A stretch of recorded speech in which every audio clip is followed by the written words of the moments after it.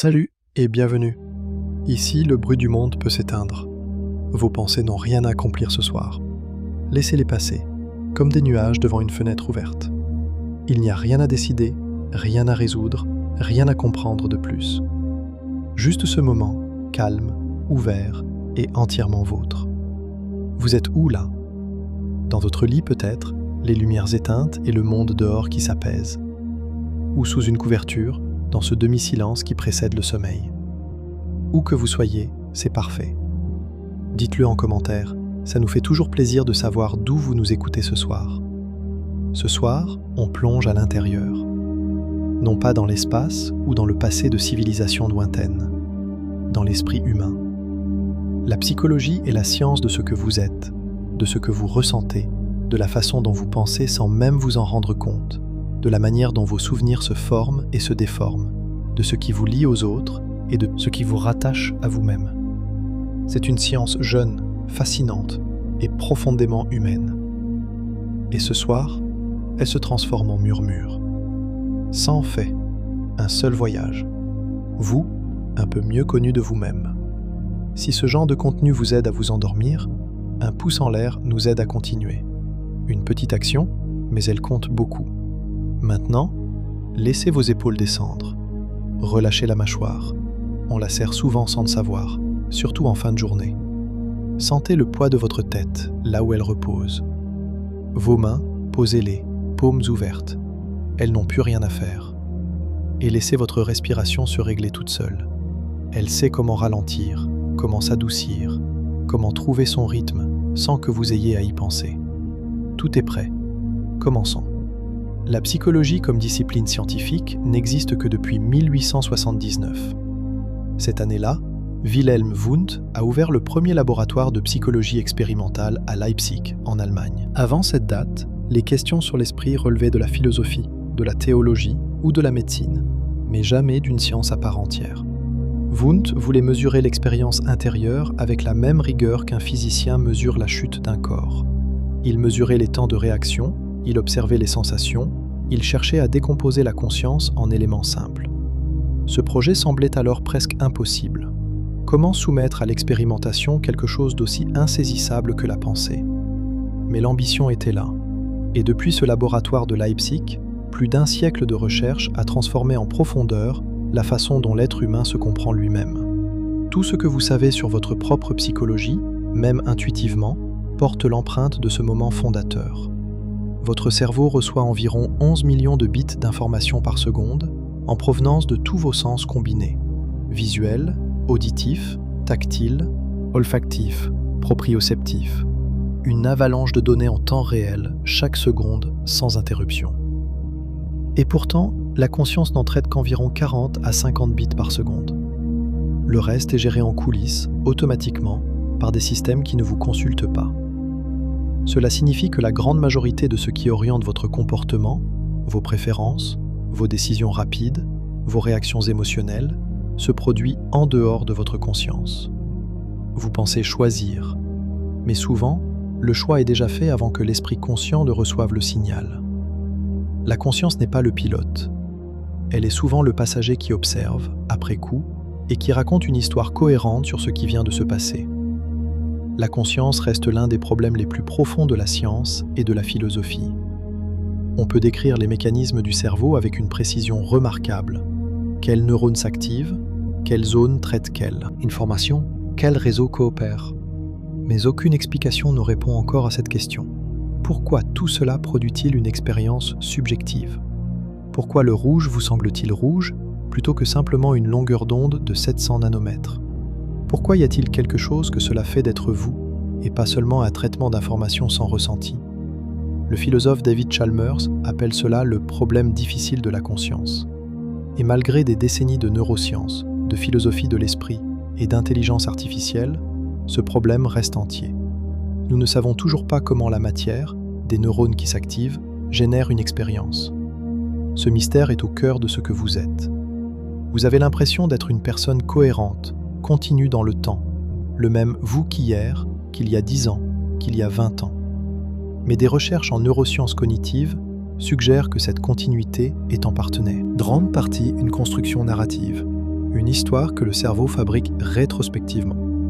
Il connecte des souvenirs épars, interprète des actions passées à la lumière du présent, tisse un récit à partir de fragments. Ce « moi » narratif est ce que vous racontez quand on vous demande qui vous êtes. Mais ce récit change. Il se réinterprète, s'ajuste, se réécrit. Le chercheur Anil Seth parle du moi comme d'une hallucination contrôlée, une version de la réalité que le cerveau génère avec constance pour vous permettre de fonctionner. Pas entièrement fausse, pas entièrement vraie. Une histoire utile. Votre histoire. Et ce soir, cette histoire peut se reposer. L'effet placebo n'est pas une illusion, c'est de la biologie. Quand vous croyez sincèrement qu'un traitement va fonctionner, votre cerveau libère des neurotransmetteurs réels, des endorphines, de la dopamine, des opioïdes endogènes, qui produisent des effets mesurables sur la douleur, l'humeur et dans certains cas, la physiologie.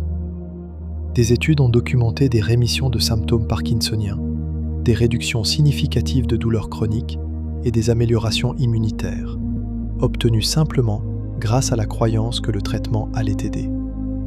Et des expériences récentes ont montré que même des placebos administrés ouvertement, vous prenez un placebo, vous le savez, produisent encore des effets mesurables. Ce n'est pas de la tromperie. C'est la preuve que l'esprit et le corps ne sont pas deux systèmes séparés. Ce que vous espérez, ce que vous croyez, ce que vous anticipez, cela traverse votre biologie jusque dans vos cellules. Laissez votre corps se faire confiance ce soir. Il sait comment se reposer. Il sait comment se réparer. Le psychologue Paul Ekman a voyagé dans des cultures isolées, sans aucun contact avec les médias ou les modes occidentaux, pour poser une question simple. Est-ce que des personnes d'une toute autre culture reconnaissent les mêmes expressions faciales que nous ? La réponse, publiée dans les années 1960 et 1970, était oui. 6 émotions dites de base, la joie, la tristesse, la peur, la colère, le dégoût et la surprise, sont reconnues de façon quasi universelle dans toutes les cultures étudiées, y compris les plus isolées. Leurs expressions sur le visage sont les mêmes partout dans le monde. Ce n'est pas de la culture, c'est de l'évolution. Ces émotions sont câblées dans notre biologie parce qu'elles ont joué un rôle de survie direct.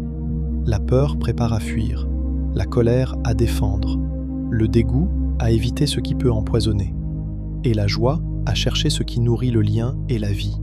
L'amygdale, une petite structure en forme d'amande au cœur du cerveau limbique, détecte les menaces avant même que le cortex préfrontal, la partie dite rationnelle, ne reçoive l'information. Cela signifie que vous ressentez la peur avant de savoir pourquoi. Votre corps réagit avant que votre esprit n'ait le temps de réfléchir. Le neurobiologiste Joseph Ledoux a décrit 2 voies de traitement émotionnel. La voie haute, lente, consciente, analytique, et la voie basse, rapide, automatique, émotionnelle. En cas de danger perçu, la voie basse prend le contrôle en quelques millièmes de seconde. Vous sursautez avant de comprendre pourquoi. Cette architecture évolutive vous a probablement sauvé la vie des milliers de fois sur des millénaires. Et parfois, dans le monde calme d'aujourd'hui, elle vous empêche de dormir, parce qu'elle réagit à des menaces imaginaires avec la même intensité qu'à des menaces réelles. L'intelligence émotionnelle n'est pas un trait fixe avec lequel on naît. C'est une compétence qui s'apprend et qui se développe. Des décennies de recherche en psychologie clinique montrent que la capacité à identifier, nommer et moduler ses émotions peut progresser à tout âge. Le simple fait de mettre des mots sur ce que l'on ressent, ce que les chercheurs appellent l'affect labeling, réduit mesurément l'intensité de l'émotion. Dire intérieurement « je ressens de l'anxiété » active le cortex préfrontal et diminue la réponse de l'amygdale. La pleine conscience, la thérapie cognitive et même une conversation honnête avec quelqu'un de confiance modifient la façon dont le cerveau traite les états émotionnels intenses.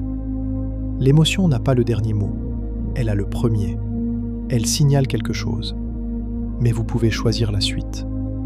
Le cerveau humain présente ce que les psychologues appellent un biais de négativité. Les événements négatifs laissent des traces plus profondes et plus durables que les événements positifs de même intensité. Une critique est mémorisée plus longtemps qu'un compliment équivalent. Une perte est ressentie plus vivement qu'un gain de même valeur. Cette asymétrie n'est pas un défaut de conception, c'est une adaptation évolutive. Dans un environnement ancestral, ignorer une menace pouvait être fatal. Rater une opportunité, rarement. Donc le cerveau a appris à amplifier les signaux négatifs, à leur accorder plus de poids, à les traiter en priorité. Mais dans le monde moderne, ce même biais peut nous piéger dans des ruminations inutiles, des angoisses disproportionnées, des regrets qui durent des années. Comprendre ce mécanisme, c'est déjà commencer à le désamorcer. Ce soir, les pensées difficiles peuvent attendre. Elles n'ont rien d'urgent ici. Des études en psychologie positive, notamment celles de Robert Emmons et de Martin Seligman, montrent que pratiquer la gratitude de façon régulière modifie durablement l'activation cérébrale. Des participants invités à noter chaque soir 3 choses positives vécues dans la journée, pendant 21 jours consécutifs, développaient à terme une perception plus positive de leur quotidien, davantage de liens sociaux et une meilleure capacité à traverser les moments difficiles. La gratitude ne nie pas la souffrance, elle élargit le champ de vision. Elle rappelle que plusieurs vérités coexistent, le difficile et l'agréable. Elle cultive ce que certains chercheurs appellent un biais positif intentionnel, une façon consciente de rééquilibrer ce que l'évolution a structurellement déséquilibré en nos défaveur. Laissez les pensées se poser, comme des feuilles sur une eau calme, ce soir. Le biais de confirmation est la tendance du cerveau à chercher, interpréter, favoriser et mémoriser de façon prioritaire les informations qui confirment ce que vous croyez déjà. Si vous pensez que les gens sont fondamentalement égoïstes, vous remarquerez davantage les comportements égoïstes autour de vous. Si vous pensez qu'une méthode fonctionne, vous noterez les succès et minimiserez les échecs. Cette tendance est universelle. Elle n'a aucun lien avec le niveau d'intelligence. Elle concerne tous les cerveaux, sans exception. Son origine est évolutive. Traiter chaque situation sans a priori demande une énergie cognitive considérable que le cerveau économise en partant de ses croyances existantes. Ce raccourci est souvent utile, mais il peut aussi nourrir des erreurs de jugement pendant des années, voire des décennies, sans que nous les remarquions. En 1999, les psychologues David Dunning et Justin Kruger ont publié une étude désormais célèbre dans le domaine de la métacognition. Elle montrait que les personnes les moins compétentes dans un domaine ont tendance à surestimer fortement leurs propres capacités, précisément parce qu'elles manquent des outils conceptuels nécessaires pour mesurer leur propre incompétence. Elles ne savent pas ce qu'elles ne savent pas. À l'inverse, les véritables experts sous-estiment souvent leur niveau de maîtrise, conscients qu'ils sont de l'étendue de ce qu'ils ignorent encore. Cet effet ne s'applique pas qu'aux novices, il s'applique à chacun d'entre nous dans les domaines où nous n'avons pas encore développé de compétences réelles. Le savoir, c'est mesurer l'immensité de ce qu'on ignore. L'ignorance profonde, c'est ne pas savoir qu'on ne sait pas. L'ancrage cognitif est un biais par lequel la première information reçue sur un sujet influence de façon disproportionnée tous les jugements ultérieurs. Si on vous demande si la tour Eiffel fait plus ou moins de 300 mètres, puis quelle est sa hauteur exacte, votre réponse sera différente selon le chiffre de référence proposé initialement, même si ce chiffre est absurde. Ce phénomène est exploité délibérément dans les négociations commerciales, les étiquettes de prix barrés, les premières offres dans les conflits. Votre cerveau ne fait pas les calculs à partir de zéro. Il ajuste à partir du point de départ disponible, quel qu'il soit. Connaître ce mécanisme supprime, pas entièrement. Mais il rappelle de toujours questionner le point de départ, de demander d'où vient le chiffre initial avant d'ajuster. L'erreur fondamentale d'attribution est l'un des biais les plus répandus en psychologie sociale. Elle consiste à expliquer les comportements des autres par leur caractère. Ils sont paresseux, égoïstes, incompétents, tout en expliquant les mêmes comportements chez soi par le contexte. J'étais fatigué, sous pression, mal informé. Si quelqu'un arrive en retard, vous pensez « il est toujours en retard ». Si c'est vous, vous pensez « il y avait des embouteillages ». Cette asymétrie est quasi universelle. Elle protège notre image de nous-mêmes tout en nous rendant moins empathiques envers les autres. Elle oublie que les autres aussi ont des contextes, des contraintes invisibles, des jours difficiles. En prendre conscience, c'est s'ouvrir à une lecture plus juste, et souvent plus douce du comportement humain. Dans une étude désormais classique, le psychologue Barry Schwartz a montré qu'au-delà d'un certain seuil, plus vous avez d'options, moins vous êtes satisfait de votre choix final. Quand 24 saveurs de confiture sont disponibles sur un présentoir, les clients achètent moins et se sentent moins satisfaits de leur achat que quand seulement 6 saveurs sont proposées. Schwartz appelle cela le paradoxe du choix. Dans un monde d'abondance, l'excès d'options génère de l'anxiété anticipatoire, des doutes pendant la décision et des regrets après. On se demande toujours si une autre option aurait été meilleure. Et plus les options sont nombreuses, plus cette rumination s'intensifie. Ce paradoxe éclaire en partie pourquoi des personnes vivant dans des sociétés très riches en options rapportent souvent moins de bien-être que celles qui vivent avec des choix plus restreints. Laissez les décisions du lendemain attendre. Ce soir, il n'y en a qu'une seule.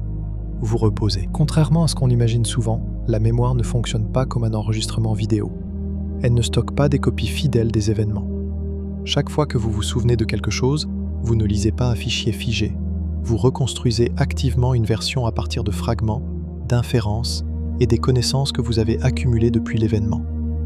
C'est pourquoi 2 personnes ayant vécu le même moment peuvent en garder des souvenirs radicalement différents, et chacune peut être convaincue que son souvenir est le bon.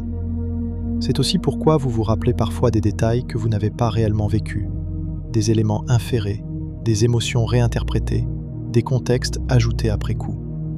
La mémoire est une histoire racontée par le présent au sujet du passé. Elle est utile. Mais elle n'est pas fiable dans le sens où on l'entend souvent. La psychologue Elisabeth Loftus a consacré l'essentiel de sa carrière à l'étude des faux souvenirs.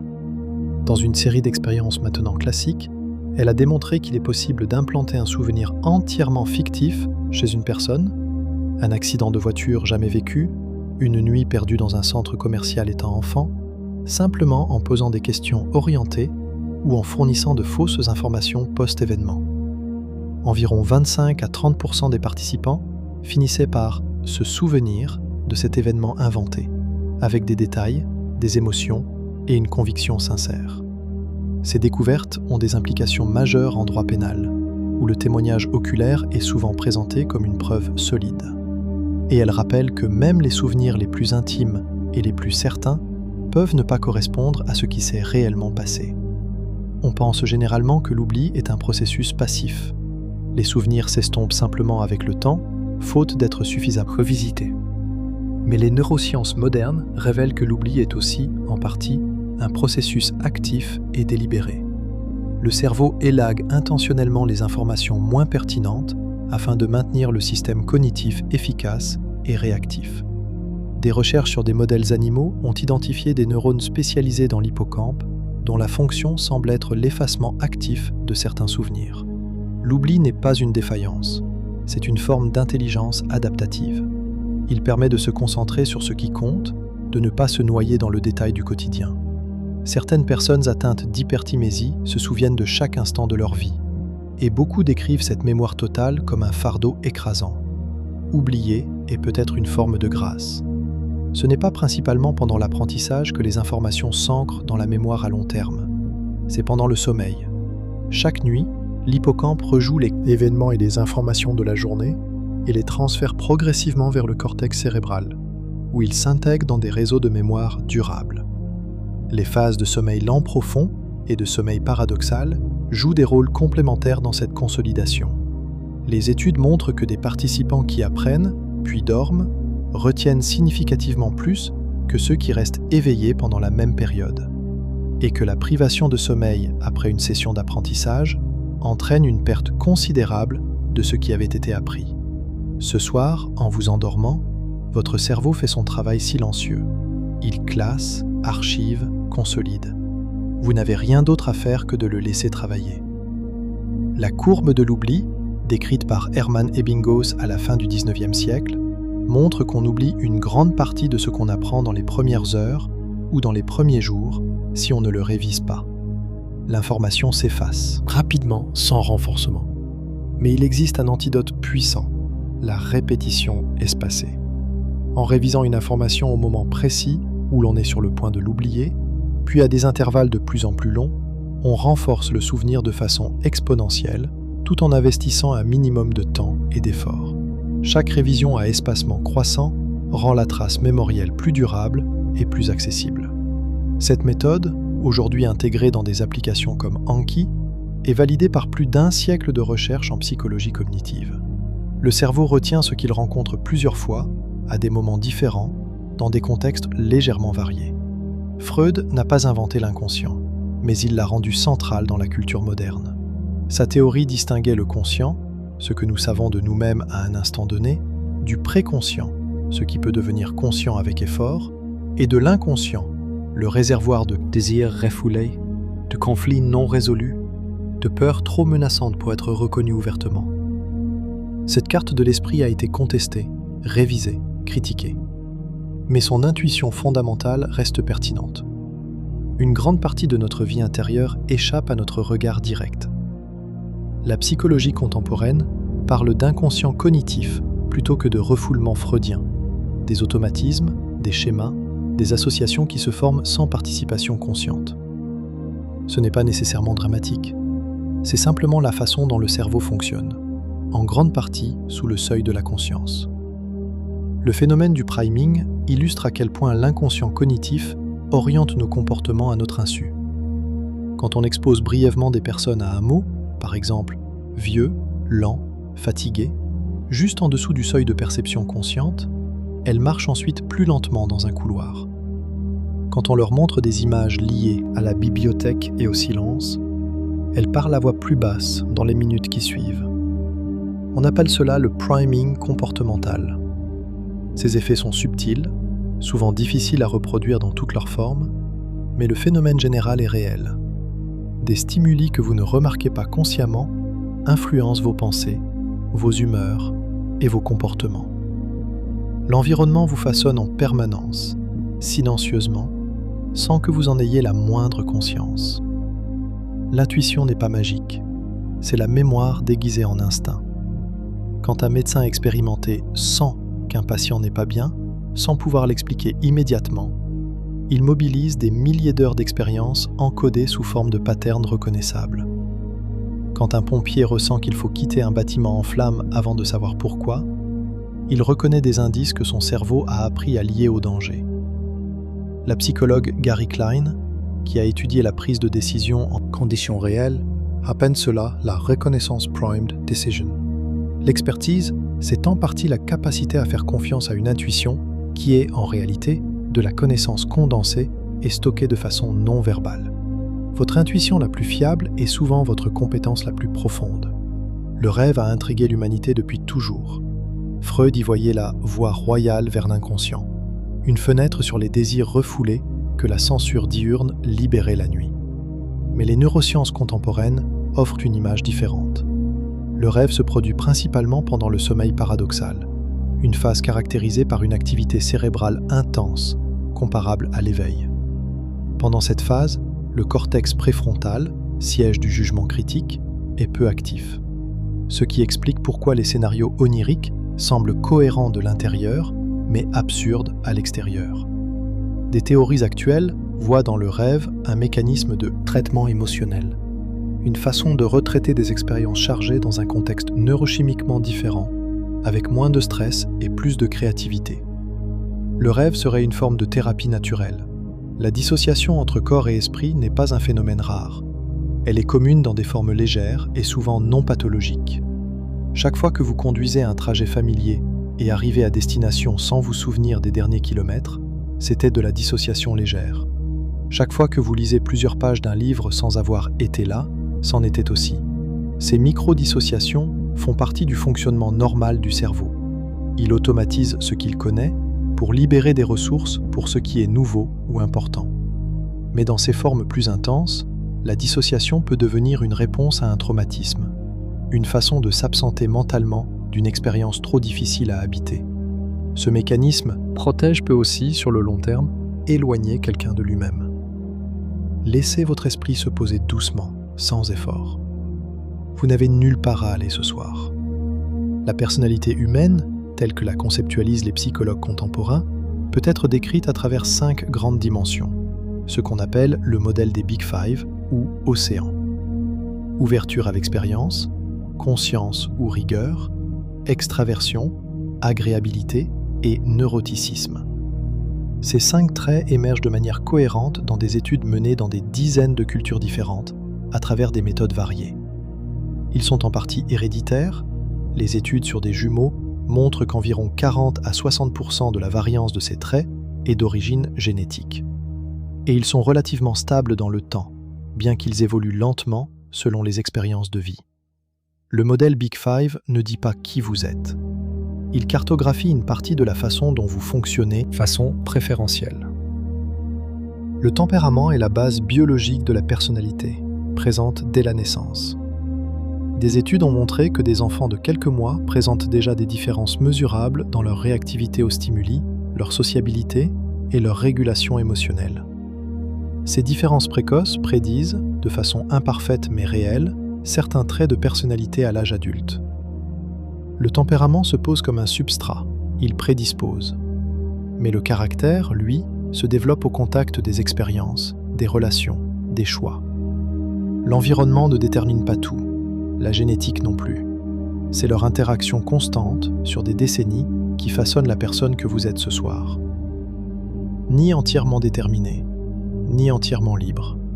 Quelque chose entre les deux, et c'est là que réside la possibilité de grandir. L'introversion et l'extraversion sont 2 des dimensions les plus étudiées de la personnalité. L'extraversion n'est pas simplement la sociabilité, c'est davantage une sensibilité à la récompense et à la stimulation externe. Les extravertis cherchent la stimulation parce que leur niveau de base d'activation corticale est plus bas. Ils ont besoin de plus pour atteindre leur zone optimale. Les introvertis ont un seuil plus élevé. Ils s'y trouvent plus vite et la stimulation supplémentaire les sature. Ce n'est pas timidité contre assurance. Ce n'est pas sociable contre solitaire. C'est une différence neurologique dans la façon dont le cerveau traite la stimulation. Et aucun des 2 profils n'est supérieur à l'autre. Ils sont simplement différents, et le monde a besoin des 2. Les émotions et la personnalité façonnent ensemble notre style de communication. Le psychologue Albert Mehrabian est souvent cité pour une règle qui dit que 7% de la communication est verbale, 38% tonale et 55% corporelle. Mais cette règle est très souvent mal interprétée. Elle s'appliquait à des situations très spécifiques d'expression d'attitude, pas à la communication en général. Ce qui reste vrai, c'est que le langage non verbal, posture, regard, rythme de respiration, micro-expression, transmet une quantité considérable d'informations. Des personnes lisent constamment ces signaux, souvent sans en avoir conscience. Et des ruptures entre ce qu'un corps dit et ce que les mots expriment créent une dissonance que l'interlocuteur ressent sans toujours pouvoir l'expliquer. La psychologie des émotions connaît un débat fascinant autour d'une question simple. Les émotions sont-elles des réponses biologiques universelles ou sont-elles construites activement par le cerveau à partir de données brutes? Lisa Feldman-Barrett, dans sa théorie de la construction des émotions, argue que le cerveau ne reçoit pas une émotion toute faite. Il génère activement une interprétation, en comparant les sensations. Corporelle, présente avec des concepts émotionnels appris au fil de la vie. Ce que vous appelez colère est une catégorie construite par votre cerveau à partir de signaux bruts, filtrés par votre culture, votre histoire personnelle et vos attentes. 2 personnes peuvent vivre la même expérience physiologique, cœur qui s'emballe, muscles tendus, et l'interpréter différemment. L'une comme de l'excitation, l'autre comme de la peur. L'émotion est une interprétation, pas une donnée brute.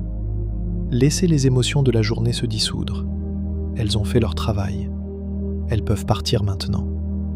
La théorie de l'attachement, développée par le psychiatre John Bowlby dans les années 1960, postulait que le lien précoce entre un enfant et son donneur de soins principal n'est pas seulement affectif, il est biologique. L'attachement est un système de survie. L'enfant qui maintient la proximité avec un adulte protecteur a de meilleures chances de survivre. Ce système, chercher la proximité en cas de détresse, s'explorer librement quand on se sent en sécurité, reste actif toute la vie. Et le style d'attachement développé dans la petite enfance, sécurisant, anxieux, évitant ou désorganisé, influence en profondeur la façon dont l'adulte vit ses relations intimes, gère les conflits et se comporte face à l'abandon ou à la séparation. Mary Ainsworth, collaboratrice de Bowlby, a conçu une expérience devenue classique, la situation étrange. Une mère et son jeune enfant sont dans une pièce inconnue. La mère quitte brièvement la pièce, laissant l'enfant seul ou avec un étranger. Puis elle revient. La façon dont l'enfant réagit à la séparation et surtout au retour révèle son style d'attachement.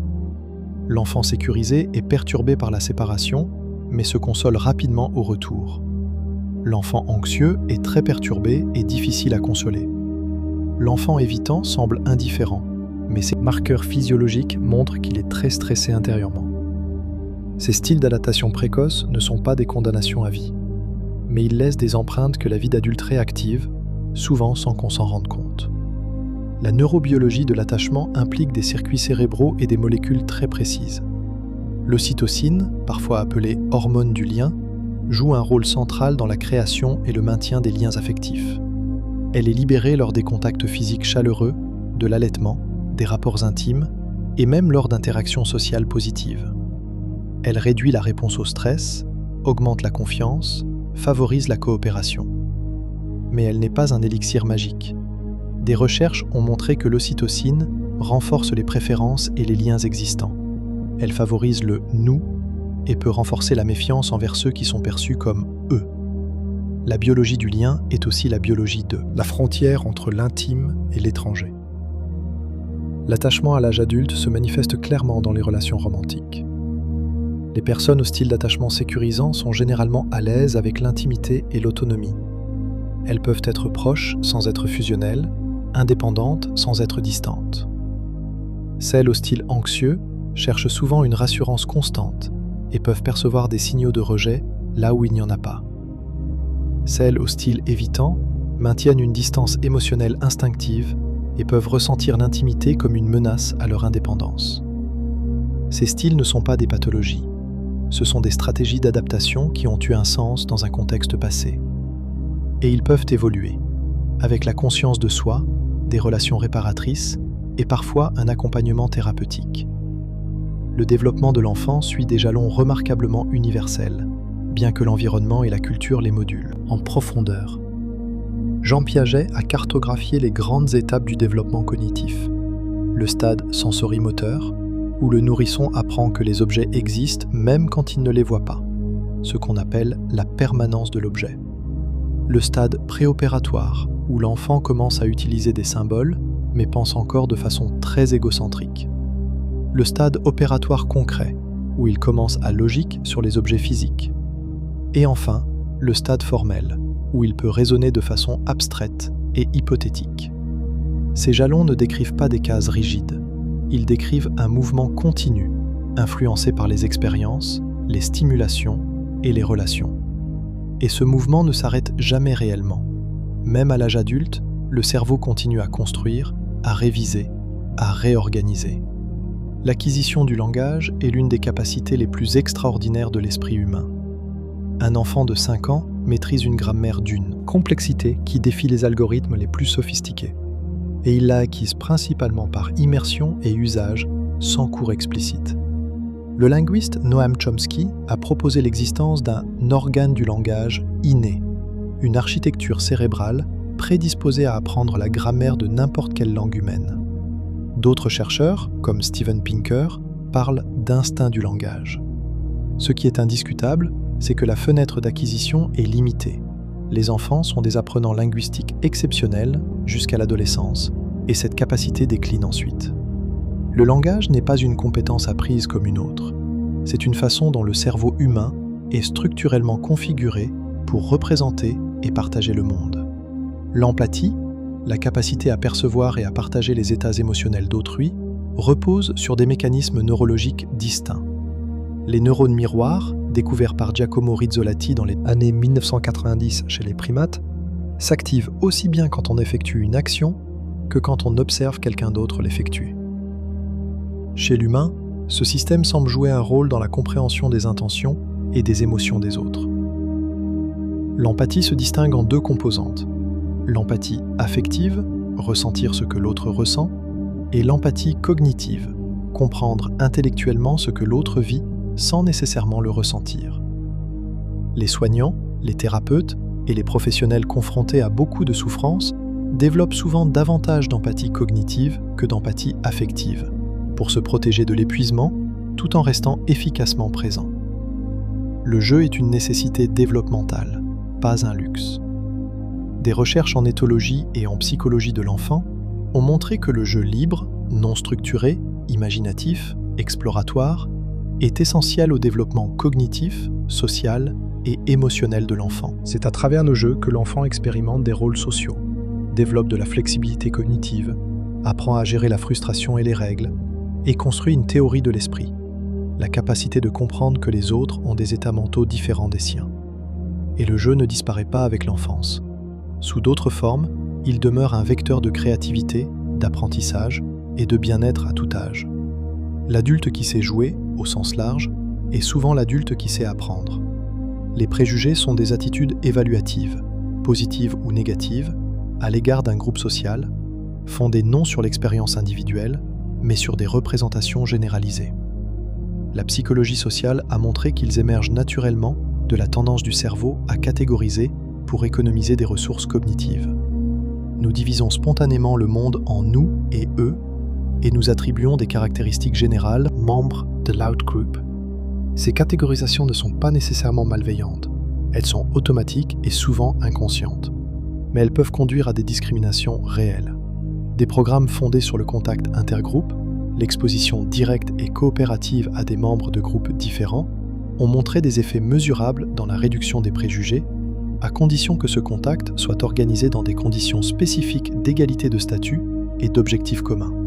L'anxiété est l'émotion la plus fréquente dans les populations occidentales contemporaines. Elle est, à faible dose, fonctionnelle. Elle mobilise l'attention, améliore la performance sous pression et signale les situations qui méritent de la vigilance.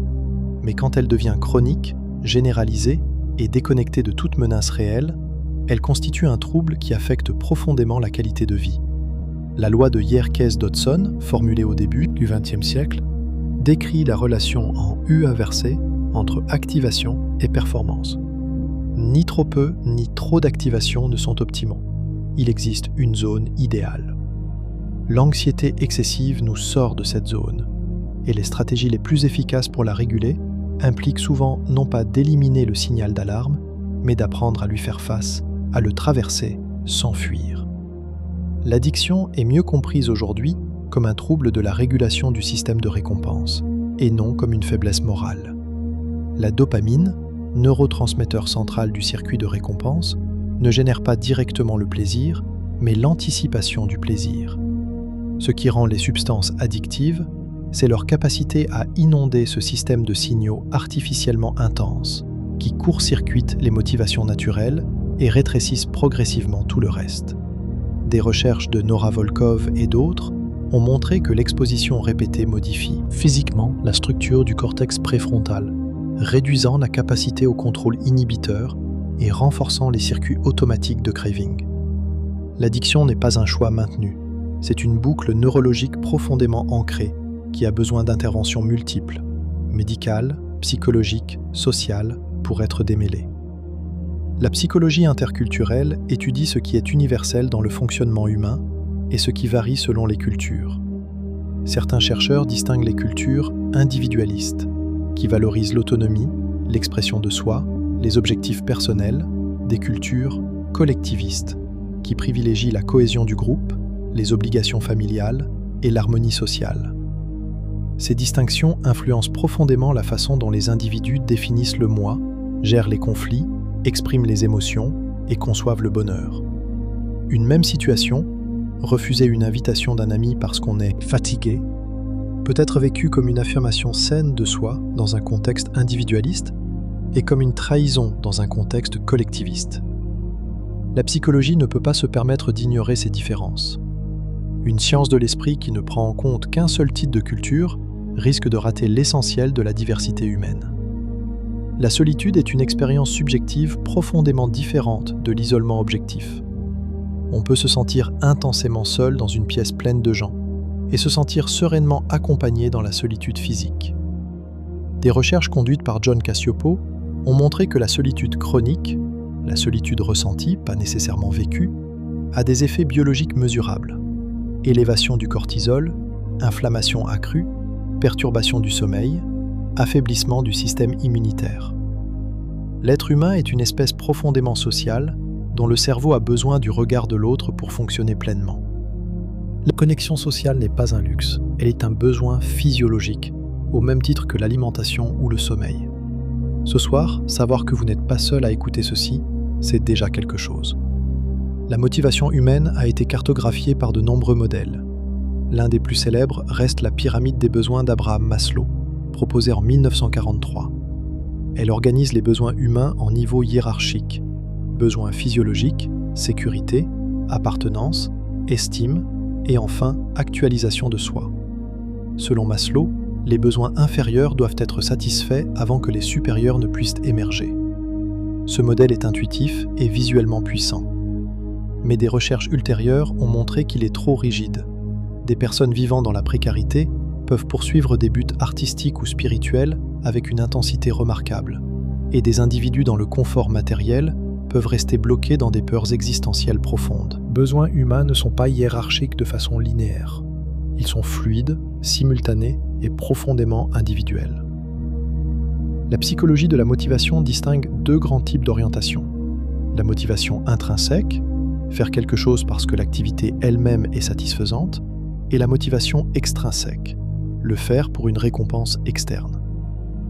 Des études célèbres menées par Edward Deci et Richard Ryan dans les années 1970 ont montré quelque chose contre-intuitif. Récompenser des enfants pour des activités qu'ils aimaient déjà spontanément réduisait leur motivation intrinsèque une fois la récompense retirée.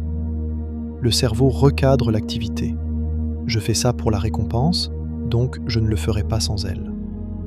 Ce phénomène, appelé effet de surjustification, rappelle que toutes les incitations ne motivent pas de la même façon.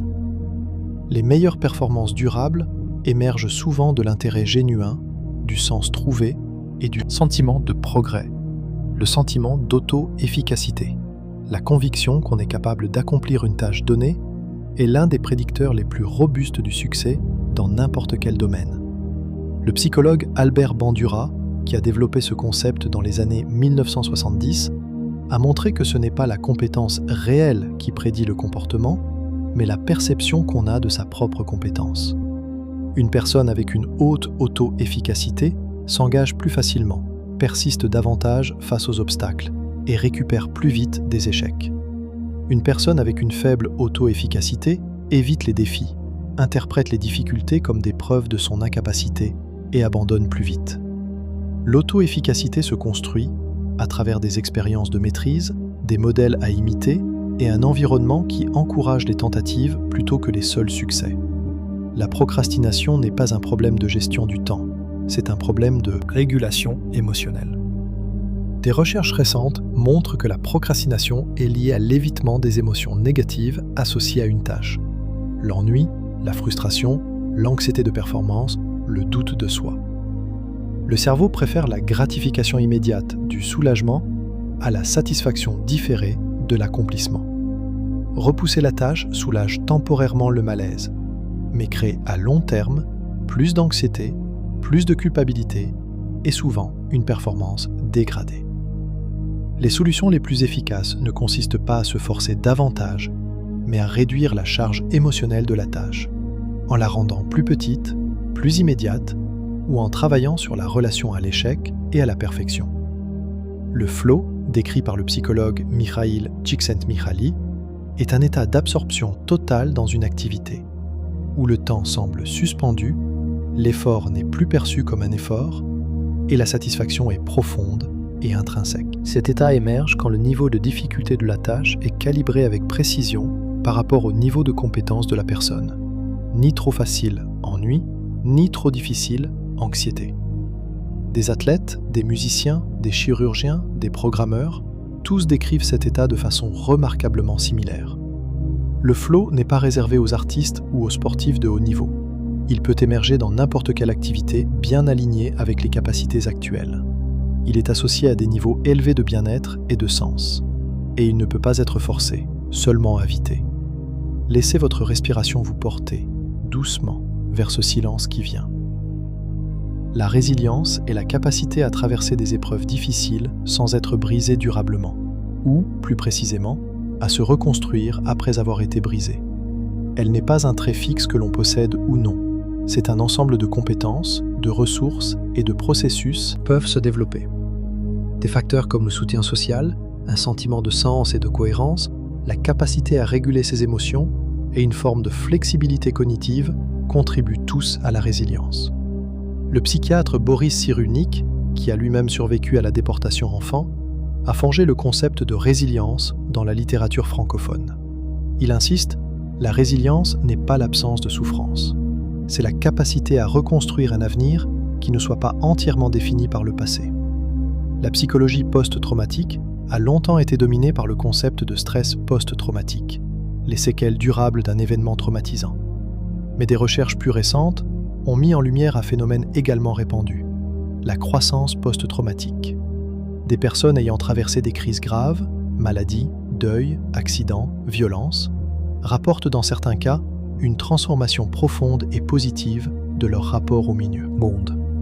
Elles développent une appréciation plus intense de la vie, des relations plus authentiques, une force personnelle qu'elles ne soupçonnaient pas, et parfois un sentiment de sens plus clair. La croissance post-traumatique ne signifie pas que la souffrance était nécessaire ou bonne. Elle signifie que l'être humain possède une capacité de transformation qui dépasse souvent ses propres attentes. Le sens est un besoin psychologique fondamental. Viktor Frankl, psychiatre autrichien et survivant des camps de concentration nazis, a développé la logothérapie, une approche fondée sur l'idée que la principale force motivante chez l'être humain est la recherche d'un sens à son existence. Même dans les conditions les plus extrêmes d'humiliation et de souffrance, il a observé que ceux qui trouvaient une raison de survivre, une œuvre à accomplir, une personne à retrouver, une vérité à témoigner, résistaient mieux. Son livre, Man's Search for Meaning, L'homme à la recherche de sens, publié en 1946, reste l'un des livres de psychologie les plus lus au monde. Sa conclusion centrale, on peut endurer à peu près n'importe quoi si l'on sait pourquoi. La pleine conscience, la pratique d'une attention délibérée, non jugeante au moment présent, est l'une des interventions psychologiques les mieux validées scientifiquement de ces dernières décennies. Des programmes comme la Mindfulness-Based Stress Reduction de Jon Kabat-Zinn ont montré des effets mesurables sur la réduction du stress, de l'anxiété et des rechutes dépressives. Sur le plan neurologique, des études d'imagerie montrent que la pratique régulière de la pleine conscience est associée à des modifications structurelles du cerveau, notamment dans des régions liées à l'attention, à la régulation émotionnelle et à la conscience de soi. Ce n'est pas une pratique spirituelle déguisée en thérapie, c'est l'entraînement attentionnel rendu, accessible à tous, avec des effets documentés sur le fonctionnement quotidien. La gratitude, revisitée par la psychologie positive, n'est pas simplement un geste poli, c'est un mécanisme de régulation émotionnelle. Prendre conscience de ce qu'on a reçu, d'une personne, d'une circonstance, de la vie, active des circuits de récompense dans le cerveau et réduit l'hyperactivation du système de menace. Des études montrent que l'écriture régulière de lettres de gratitude, même non envoyées, améliore le bien-être subjectif et la santé mentale de façon durable. La gratitude n'est pas le déni des difficultés, c'est la capacité de tenir ensemble, dans le même regard, ce qui manque et ce qui est là.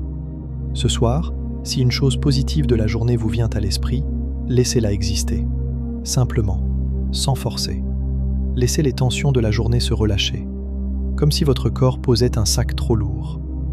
L'être humain est une espèce profondément coopérative. Des recherches en psychologie évolutive montrent que notre cerveau est câblé pour la réciprocité, pour la détection des tricheurs dans les échanges sociaux et pour le sentiment de justice. Même de très jeunes enfants, avant l'âge de 2 ans, montrent des préférences spontanées pour les personnages aidants plutôt que nuisants dans des scénarios simples. Et des études transculturelles montrent que les humains, contrairement à d'autres espèces, punissent les comportements injustes même quand cela leur coûte personnellement quelque chose. Une tendance appelée altruisme punitif. La coopération et l'équité ne sont pas des constructions culturelles récentes. Elles sont profondément enracinées dans notre architecture sociale. La conformité sociale est plus puissante qu'on ne le croit intuitivement. Dans une expérience célèbre du psychologue Solomon Asch dans les années 1950, des participants devaient comparer des lignes. Une tâche simple, avec une réponse objectivement correcte. Mais quand les autres membres du groupe, en réalité des acteurs, donnaient unanimement la mauvaise réponse, environ 75% des participants donnaient au moins une fois la même mauvaise réponse, même en voyant de leurs propres yeux que c'était faux.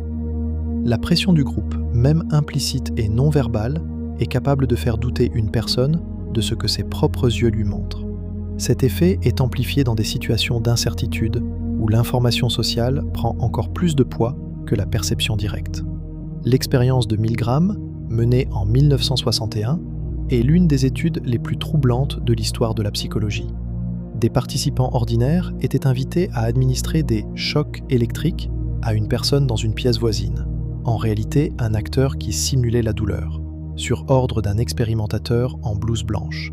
Malgré les cris, les supplications et les protestations de la part victime, environ 65% des participants ont continué jusqu'au niveau maximal de choc, 450 volts, simplement parce qu'une figure d'autorité leur demandait de continuer. Cette expérience a profondément ébranlé les conceptions optimistes sur la résistance humaine à l'obéissance aveugle. Elle a montré que des conditions ordinaires peuvent amener des personnes ordinaires à des actes qu'elles auraient cru impossibles chez elles.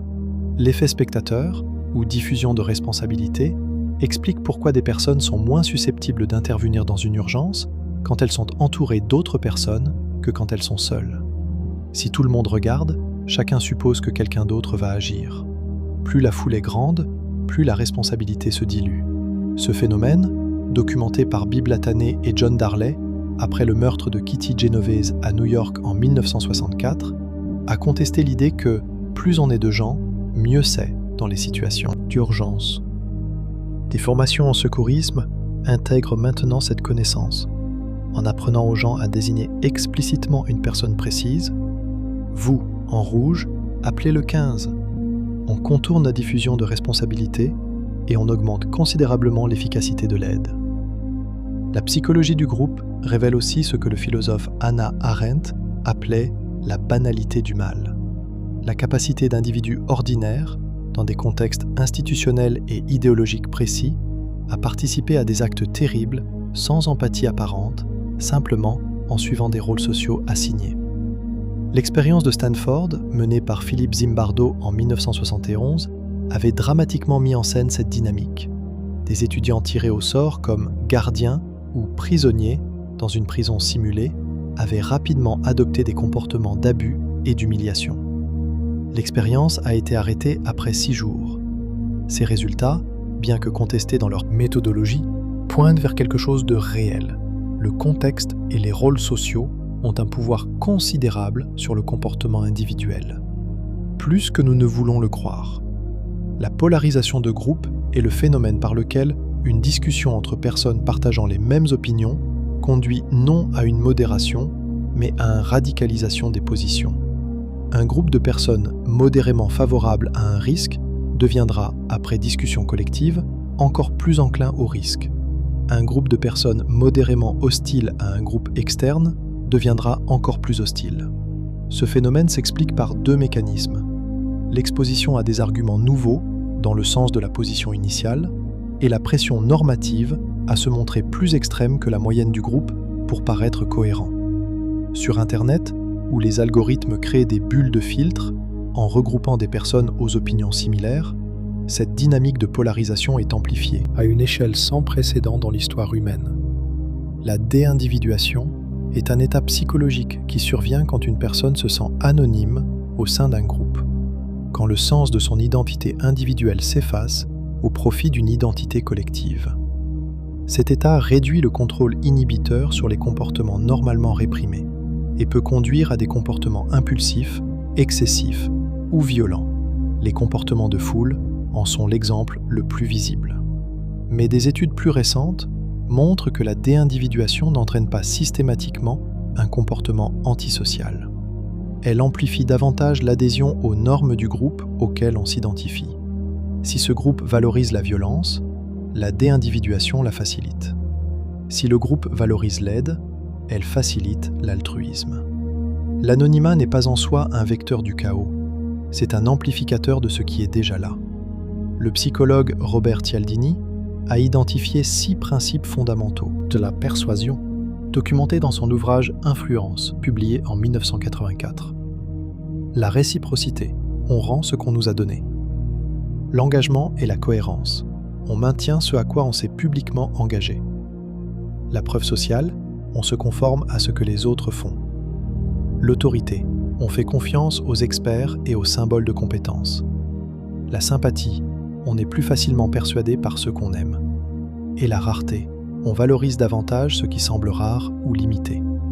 Ces 6 principes sont utilisés partout, dans la publicité, le marketing politique, la négociation professionnelle. Les connaître ne garantit pas d'y résister, mais cela rend les tentatives de manipulation plus visibles. La psychologie morale a été renouvelée par les travaux du psychologue Jonathan Haidt. Sa théorie des fondements moraux identifie 6 dimensions universelles sur lesquelles les jugements moraux reposent.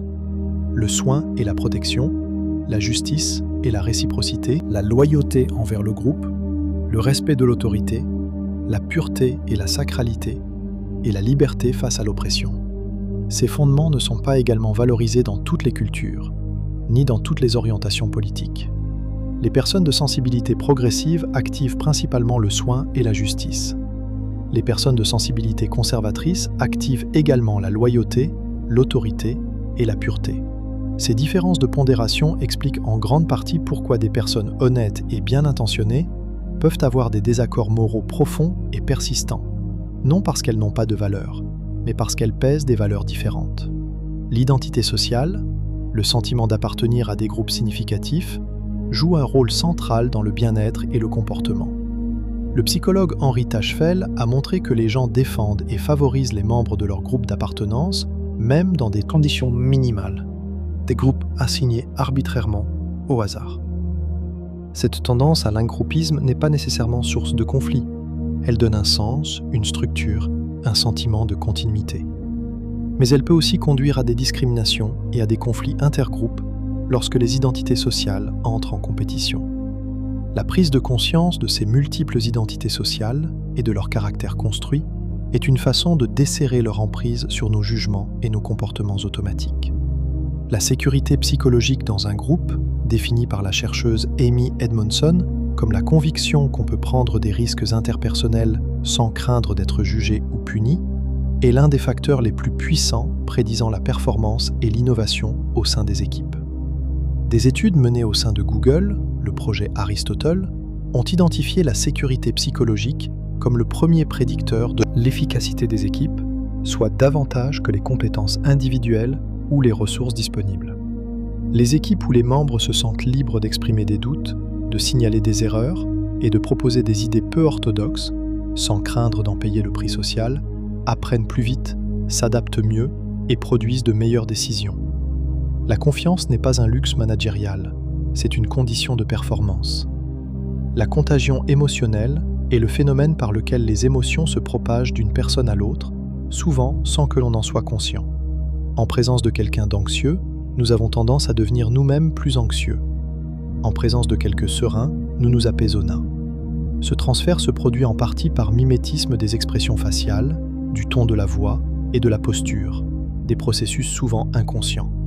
Des études ont montré que des émotions positives se propagent dans les réseaux sociaux jusqu'à 3 degrés de séparation. Un ami dont l'humeur est positive rend ses amis plus positifs, qui rendent à leur tour leurs propres amis plus positifs. Ce qui signifie que votre état émotionnel a un impact au-delà de vous-même, en cercle que vous ne voyez jamais directement. Le leadership efficace n'est pas un trait de personnalité inné, c'est un ensemble de compétences et de comportements qui peuvent s'apprendre et s'améliorer. La psychologie distingue plusieurs styles de leadership. Transformationnel, qui inspire et motive à travers une vision partagée, et transactionnel, qui fonctionne par récompense et punition claire. Le leadership transformationnel est généralement associé à une plus grande satisfaction des équipes, à davantage d'innovation et à des niveaux de performance plus élevés sur le long terme. Mais le meilleur style de leadership dépend du contexte, de l'équipe et de la tâche en jeu. Ce qu'on appelle le leadership situationnel reconnaît qu'un même leader doit adapter son approche selon le niveau de compétence et de motivation des personnes qui l'accompagnent. La psychologie de la confiance a identifié 3 dimensions essentielles. La compétence, la personne sait-elle ce qu'elle dit? La bienveillance, veut-elle mon bien? Et l'intégrité, tient-elle ses engagements? Ces 3 dimensions fonctionnent ensemble, et l'absence de l'une peut effacer les 2 autres. Une personne extrêmement compétente mais perçue comme mal intentionnée ne sera pas digne de confiance. Et la confiance, une fois brisée, se reconstruit lentement et difficilement. Des études en neurobiologie montrent que la confiance est médiée en partie par l'ocytocine et qu'elle repose sur des mécanismes impliquant le cortex préfrontal et l'amygdale. La confiance n'est pas naïve, elle est une évaluation probabiliste, constamment mise à jour par l'expérience. Et elle est l'infrastructure invisible de toute relation humaine durable. La psychologie de la douleur a révélé quelque chose de fondamental. La douleur n'est pas simplement un signal physique, c'est une expérience construite par le cerveau, profondément influencée par le contexte, les attentes, les émotions et le sens que l'on donne à ce qu'on ressent. Des soldats blessés au combat ont parfois rapporté peu ou pas de douleur malgré des blessures graves, parce que la blessure signifiait pour eux l'évacuation, la sécurité, la fin du danger. Des personnes souffrant de douleurs chroniques sans lésions physiques identifiables souffrent de façon réelle et mesurable, parce que le cerveau a appris à maintenir un signal d'alarme, même en l'absence de menace. La douleur protège, mais elle peut aussi se dérégler. Et comprendre sa nature construite ouvre des pistes thérapeutiques que la seule pharmacologie ne peut pas atteindre. La synesthésie est la capacité de certains individus à percevoir simultanément 2 modalités sensorielles à la suite d'un seul stimulus. Une lettre perçue visuellement peut déclencher spontanément une sensation de couleur. Un son peut produire une forme, une texture, une saveur. Environ 4% de la population présenterait une forme ou une autre de synesthésie. Elle n'est pas considérée comme un trouble, c'est une variante de la perception. Des études d'imagerie cérébrale montrent des activations croisées entre des zones normalement séparées, ce qui suggère que les frontières entre les sens ne sont pas aussi imperméables qu'on le croit, et que la diversité des expériences perceptuelles est bien plus large que ce que la plupart des gens imaginent. Votre façon de percevoir le monde est unique, mais peut-être moins standard qu'il n'y paraît. La perception visuelle est une construction active, pas une réception passive. Les yeux transmettent des données brutes au cerveau, et c'est le cerveau qui construit l'image cohérente que vous percevez. Il comble les trous, il interpole, il projette des attentes. La tâche aveugle, la zone de la rétine sans récepteur, là où le nerf optique se connecte, ne génère pas un trou dans votre champ visuel. Le cerveau la remplit automatiquement avec ce qu'il estime être là, basé sur le contexte environnant. Les illusions d'optique exploitent systématiquement ces mécanismes de construction. Elles ne trompent pas les yeux, elles révèlent comment le cerveau génère une réalité perceptuelle à partir de données ambiguës. Ce que vous voyez est autant une création qu'une réception. La théorie du traitement dual, popularisée par Daniel Kahneman dans Système 1/Système 2, propose que l'esprit humain fonctionne selon 2 modes parallèles.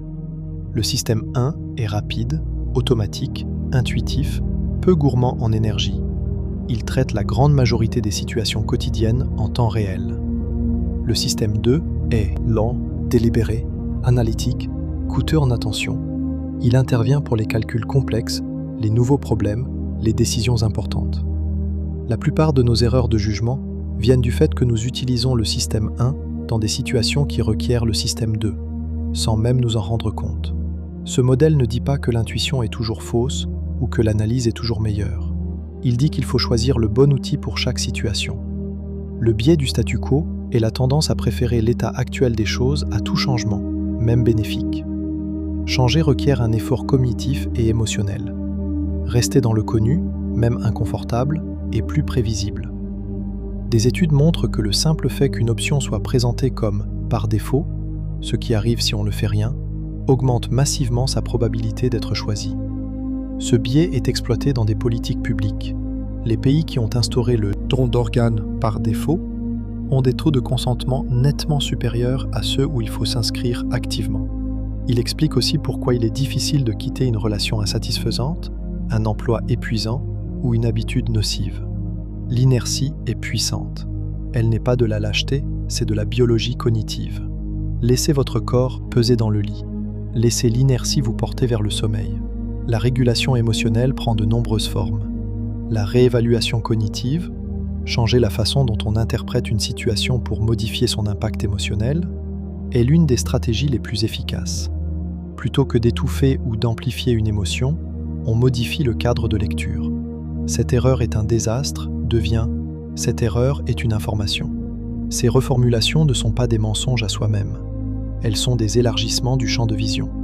Des études montrent que les personnes qui réévaluent façon habituelle rapportent moins d'affects négatifs, de meilleures relations sociales et des niveaux de bien-être plus élevés. La réévaluation n'est pas du déni. C'est l'art de trouver d'autres vérités dans la même réalité. La psychologie du trauma a profondément évolué. Le trauma n'est plus vu comme une faiblesse de caractère ou une simple réaction à un événement exceptionnel. C'est une trace neurobiologique, la façon dont le cerveau encode une expérience de menace intense en la rendant trop vive, trop présente, trop difficile à intégrer dans un récit cohérent. Bessel van der Kolk, dans son ouvrage « Le corps n'oublie rien », a montré que le trauma est autant physique que psychologique. Il se loge dans le système nerveux, modifie la façon dont le corps répond aux stimuli et peut se manifester par des symptômes physiques inexpliqués des années après l'événement. Traiter le trauma demande souvent d'impliquer le corps autant que la parole, par le mouvement, la respiration, la sécurité somatique.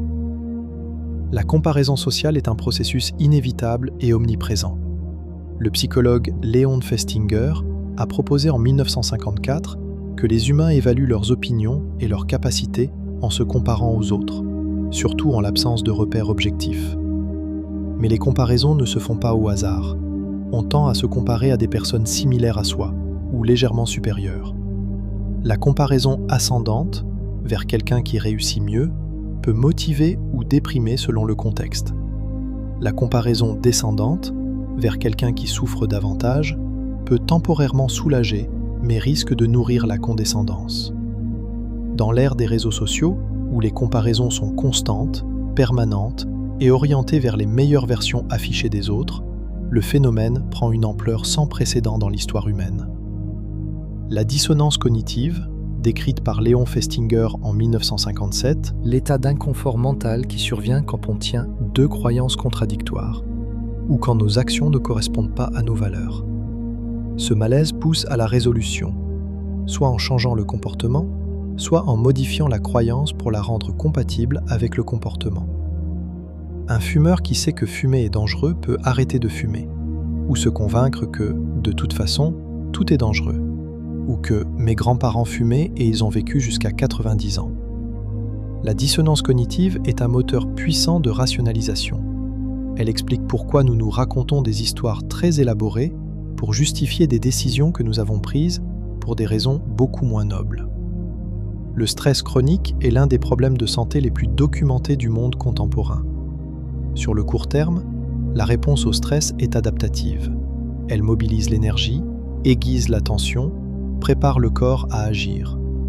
Mais quand les hormones du stress, notamment le cortisol, restent élevées de façon prolongée, elles commencent à endommager le corps. Le cortisol chronique est associé à une suppression du système immunitaire, à une détérioration de l'hippocampe, la région du cerveau central dans la mémoire, et à une augmentation du risque cardiovasculaire. Le stress chronique vieillit le cerveau et réduit sa plasticité. Et l'un des paradoxes tragiques de notre époque, c'est que l'abondance matérielle ne protège pas du stress chronique. Souvent, elle l'amplifie en multipliant les attentes, les sollicitations et les standards de performance. La connexion entre le cerveau et le système digestif est plus profonde qu'on ne l'avait longtemps cru. On parle désormais du deuxième cerveau, un réseau de plus de 100 millions de neurones logés dans les parois de l'intestin, appelé le système nerveux entérique. Il communique en permanence avec le cerveau via le nerf vague, et cette communication est bidirectionnelle. Le microbiome intestinal, les billions de bactéries qui peuplent le tube digestif, influence la production de neurotransmetteurs comme la sérotonine, dont environ 90% est fabriquée dans les intestins. Des études récentes suggèrent un lien entre la composition du microbiome et des états comme l'anxiété ou la dépression. Ce que vous mangez influence non seulement votre corps, il influence votre humeur, votre niveau d'anxiété et potentiellement vos cognitions. Le corps et l'esprit ne sont pas deux territoires séparés. L'identité ne se forme pas dans le vide. Elle se construit à travers les interactions, les appartenances, les récits que les autres nous renvoient et que nous intégrons. Le psychologue Erik Erikson a proposé un modèle du développement psychosocial en 8 étapes, chacune traversée par un conflit entre deux pôles, confiance contre méfiance, initiative contre culpabilité, intimité contre isolement. La crise de l'adolescence, dans ce modèle, est fondamentalement une crise d'identité. Qui suis-je ? Qui se résout idéalement par une identité intégrée et cohérente. Mais Erikson reconnaissait que ces crises peuvent être revisitées à n'importe quel âge, notamment lors de transitions majeures. La retraite, la parentalité, la perte d'un rôle social, autant de moments qui rouvrent des questions identitaires qu'on croyait résolues. La honte et la culpabilité sont deux émotions proches, mais aux effets très différents sur la santé mentale. La culpabilité porte sur un comportement spécifique. J'ai fait quelque chose de mal. Elle peut être motivante, conduire à la réparation et à la croissance. La honte porte sur le soi entier. Je suis mauvais. Elle est paralysante. Elle favorise le retrait social. Et elle est fortement associée à la dépression, à l'anxiété et au comportement d'autodestruction.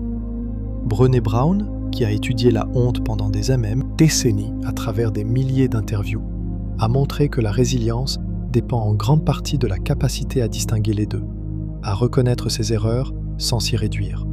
Je suis quelqu'un qui a fait quelque chose de mal n'est pas la même chose que je suis quelqu'un de mauvais. L'intelligence est l'un des concepts les plus débattus de la psychologie. Pendant longtemps, le QI, coefficient intellectuel, a été présenté comme une mesure globale de l'intelligence. Mais des chercheurs comme Howard Gardner ont proposé des modèles d'intelligence multiples, linguistique, logico-mathématique, musicale, spatiale, corporelle kinesthésique, interpersonnelle, intrapersonnelle, naturaliste. Ce modèle est contesté dans sa rigueur empirique, mais il a eu une influence culturelle importante en rappelant que les capacités humaines ne se résument pas à un seul axe. Robert Sternberg a proposé une théorie triarchique distinguant intelligence analytique, créative et pratique. Ce qui ressort de ces débats, c'est que l'intelligence est multidimensionnelle, partiellement héréditaire et partiellement influencée par l'environnement, et que les tests standards n'en capturent qu'une fraction. Le perfectionnisme est souvent valorisé dans notre culture comme un signe d'exigence et de sérieux. Mais la psychologie distingue le perfectionnisme adaptatif, qui pousse à faire bien, avec de la flexibilité sur les erreurs, du perfectionnisme maladaptatif, qui impose des standards irréalistes, intolérants à l'échec. Ce dernier est fortement associé à la procrastination, peur de ne pas être à la hauteur, à l'épuisement professionnel, à la dépression et à une satisfaction chroniquement faible, même en cas de réussite objective.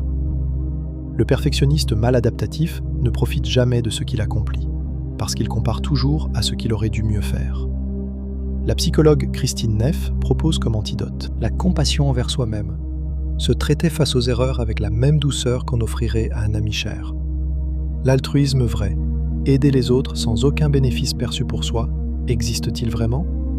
La psychologie évolutive a longtemps argué que tout comportement altruiste dissimule un intérêt égoïste sous-jacent, sélection de parentèle ou altruisme réciproque. Mais des études récentes suggèrent que l'humain est capable de comportements coûteux envers des inconnus avec lesquels il n'a aucune relation et ne se reverra jamais, et d'en éprouver une satisfaction réelle. Ce « warm glow of giving », cette chaleur du don, est associé à une activation du circuit de récompense cérébrale. Aider les autres est intrinsèquement satisfaisant pour un cerveau humain, et les études longitudinales montrent que le bénévolat régulier est associé à une longévité accrue, une meilleure santé mentale et un sentiment de sens plus élevé.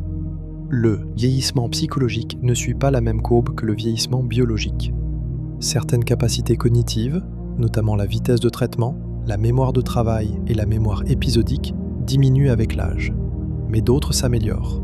La sagesse, généralement définie comme la capacité à intégrer des expériences complexes et contradictoires, à prendre des décisions nuancées et à réguler les émotions, tend à augmenter avec l'âge. Des études longitudinales sur le bien-être montrent que de nombreuses personnes rapportent un bien-être émotionnel plus élevé après 50 ou 60 ans qu'à 30 ans. Le psychologue Laura Carstensen appelle cela l'effet positif du vieillissement. À mesure que l'horizon temporel se raccourcit, les personnes âgées focalisent davantage sur ce qui compte vraiment et moins sur les irritants superficiels. La dopamine est souvent présentée comme l'hormone du plaisir, mais cette description est inexacte. La dopamine est l'hormone de l'anticipation, du désir, de la recherche, de la motivation. Ce n'était pas le plaisir ressenti qui libère la dopamine, c'est l'anticipation d'une récompense possible. Ce mécanisme explique pourquoi l'humain est une espèce de chercheur inlassable, toujours en quête du prochain objectif, du prochain accomplissement. Et pourquoi les systèmes à récompense variables, les jeux de hasard, les réseaux sociaux avec leurs likes imprévisibles, les achats compulsifs, sont si puissamment addictifs. Ils maintiennent le signal dopaminergique en attente permanente, sans jamais véritablement se satisfaire. Ce soir, laisser l'attente de demain s'effacer, c'est laisser le cerveau se reposer enfin de cette course. Le bonheur est l'un des sujets les plus étudiés et les plus mal compris de la psychologie. Les théories distinguent généralement deux dimensions. Le bonheur hédonique, le plaisir, l'absence de douleur, émotion positive, et le bonheur eudémonique, le sens, la croissance, la réalisation de soi, la contribution. Des études longitudinales montrent que ce sont souvent les facteurs eudémoniques qui prédisent le mieux le bien-être durable, plus que la richesse, le statut ou la recherche de plaisir immédiat. Au-delà d'un certain seuil de revenus, l'argent supplémentaire n'ajoute que peu à la satisfaction. Les relations authentiques, le sentiment de contribuer à quelque chose de plus grand que soi et la maîtrise progressive d'activités qui ont du sens, voilà ce que la recherche identifie comme les piliers les plus solides du bonheur durable. Les thérapies cognitives et comportementales, développées par Aaron Beck et Albert Ellis dans les années 1960, reposent sur une idée simple mais puissante. Ce ne sont pas les événements qui nous font souffrir, mais l'interprétation que nous en faisons. Identifier les pensées automatiques négatives surgissent en réponse aux situations, les évaluer de façon critique et les remplacer par des interprétations plus nuancées. Voilà l'essentiel de la démarche. Ces thérapies sont parmi les mieux validées scientifiquement dans le traitement de la dépression, de l'anxiété, des phobies et des troubles obsessionnels. Elles n'éliminent pas la souffrance, elles donnent des outils pour ne pas y rester piégé. Et de nombreuses techniques peuvent s'apprendre et se pratiquer seules, hors de tout cadre thérapeutique formel. La solitude choisie est qualitativement différente de la solitude subie. Des études récentes distinguent aloneness, le fait d'être physiquement seul, et loneliness, la solitude ressentie. Choisir d'être seul, pour se ressourcer, réfléchir ou simplement exister sans avoir à se justifier, est associé dans de nombreuses études à une meilleure régulation émotionnelle, à une plus grande créativité et à des relations sociales de meilleure qualité par la suite. C'est ce que le philosophe Paul Tillich appelait le courage d'être. L'introversion n'est pas une pathologie sociale, et les personnes qui savent être seules, sereinement, volontairement, possèdent une ressource psychologique que celles qui fuient systématiquement la solitude n'ont pas. Cette nuit, dans ce moment de silence choisi, vous la pratiquez. La neuroplasticité, la capacité du cerveau à se remodeler structurellement en réponse à l'expérience, a redéfini notre compréhension du développement cérébral. Pendant longtemps, on a cru que le cerveau adulte était figé. Des études depuis les années 1990 ont montré que ce n'est pas le cas. L'apprentissage, les nouvelles expériences, les thérapies psychologiques et même la méditation modifient la densité des connexions synaptiques, l'épaisseur du cortex et la génération de nouveaux neurones dans des zones comme l'hippocampe. Ces changements sont lents, mais réels, ce qui signifie que vous n'êtes pas limité par votre passé neurologique. Chaque expérience nouvelle, chaque apprentissage, chaque relation transformatrice laisse une trace physique dans votre cerveau. Vous continuez de vous construire, jusqu'à la fin.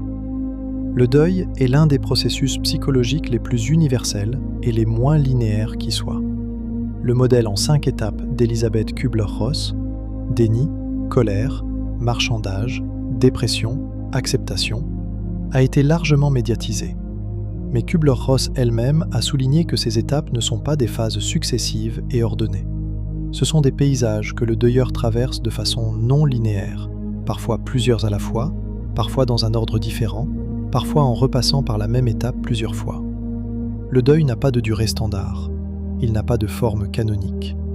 Et toutes les pertes ne concernent pas nécessairement la mort. On peut faire le deuil d'une relation, d'une identité, d'une version de soi-même qu'on n'atteignait jamais. Chaque deuil est un voyage singulier.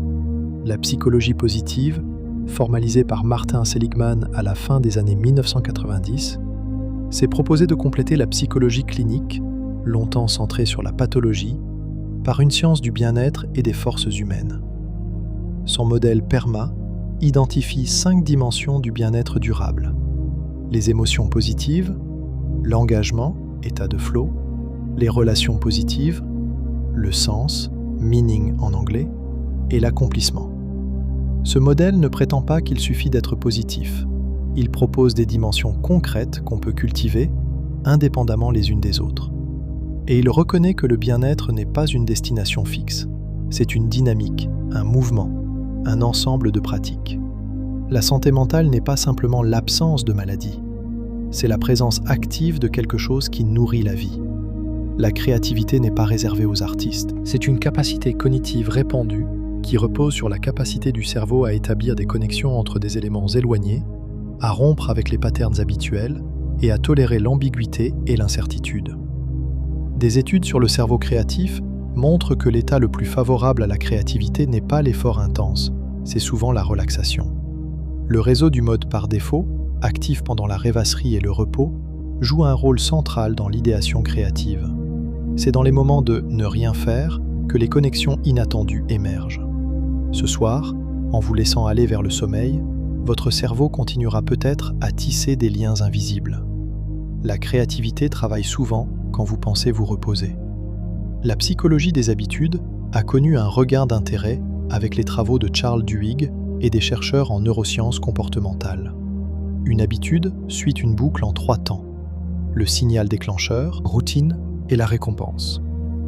Une fois cette boucle bien établie, le comportement correspondant se produit de façon quasi automatique, géré par les ganglions de la base et non plus par le cortex préfrontal. Cela fait des habitudes des outils puissants. Elles libèrent des ressources cognitives. Mais cela les rend aussi résistantes au changement. Pour modifier une habitude, la stratégie la plus efficace n'est pas de la supprimer, c'est de la remplacer. Conserver le même signal et la même récompense, mais substituer une nouvelle routine. Le cerveau s'adapte à la nouvelle boucle, sur le temps. La psychologie de l'espoir, une émotion souvent sous-estimée dans les modèles cliniques, a été formalisée par le chercheur C.R. Snyder. Pour lui, l'espoir n'est pas un sentiment vague de positivité.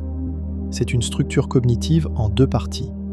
La conviction qu'un objectif est atteignable, agency thinking, et la capacité de voir plusieurs chemins pour y accéder, twig thinking.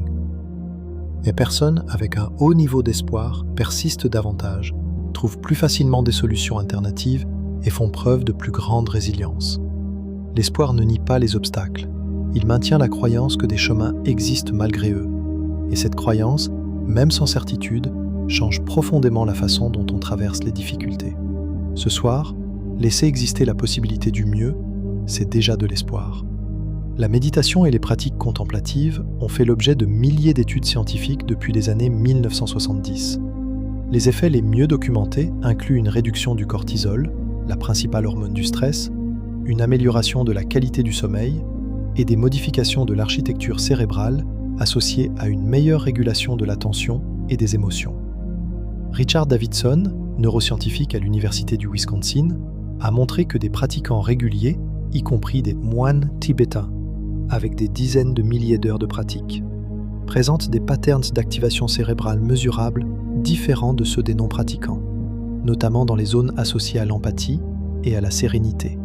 La méditation n'est pas une croyance, c'est un entraînement.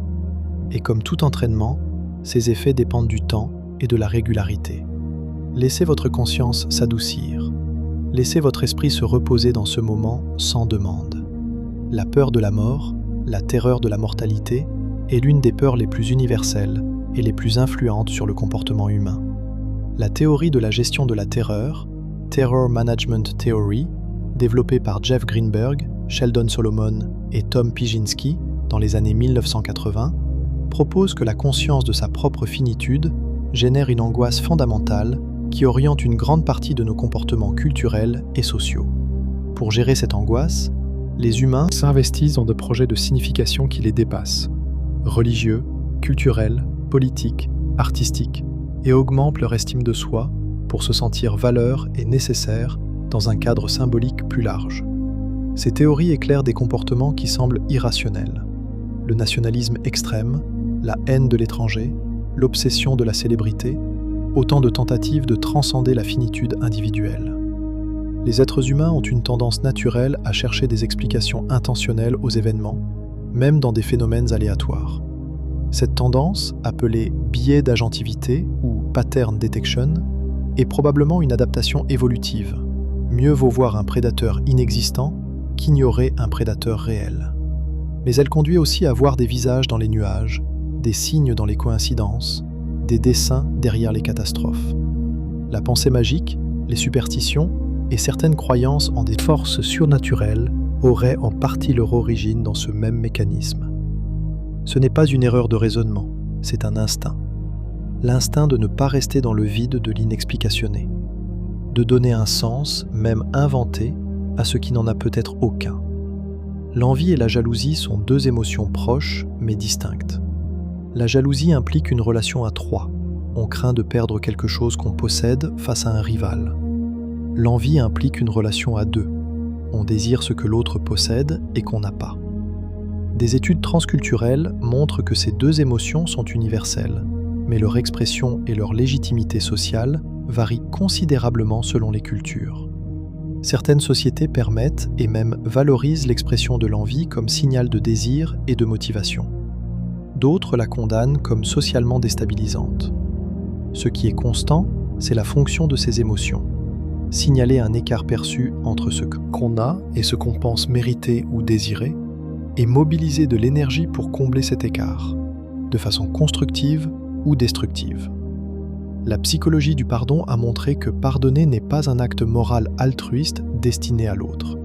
C'est avant tout un acte libérateur pour soi.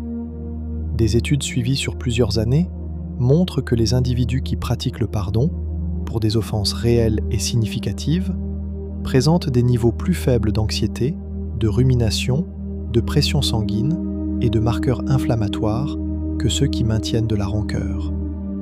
Pardonner ne signifie pas excuser, oublier ou se réconcilier. C'est défaire le lien émotionnel qui vous maintient dans une relation de dépendance à l'offenseur, même en son absence. C'est reprendre une énergie qui s'épuisait dans la colère maintenue. Et c'est souvent un processus lent, non linéaire, qui ne se commande pas. La curiosité est un état motivationnel qui oriente le comportement vers l'exploration, la nouveauté et l'approfondissement de la connaissance. Elle est associée à la libération de dopamine, au plaisir de la découverte et à une meilleure mémoire des informations apprises dans cet état. Des études montrent que les enfants naturellement curieux développent de meilleures capacités cognitives, de meilleures compétences sociales et une résilience plus grande face aux difficultés scolaires et émotionnelles. Chez l'adulte, la curiosité est associée à un bien-être accru, à une ouverture aux expériences nouvelles et à une plus grande tolérance à l'ambiguïté. Elle peut se cultiver en valorisant les questions plutôt que les réponses, en s'exposant délibérément à ce qui est inconnu, en résistant à la tentation de clore trop vite ce qui reste ouvert.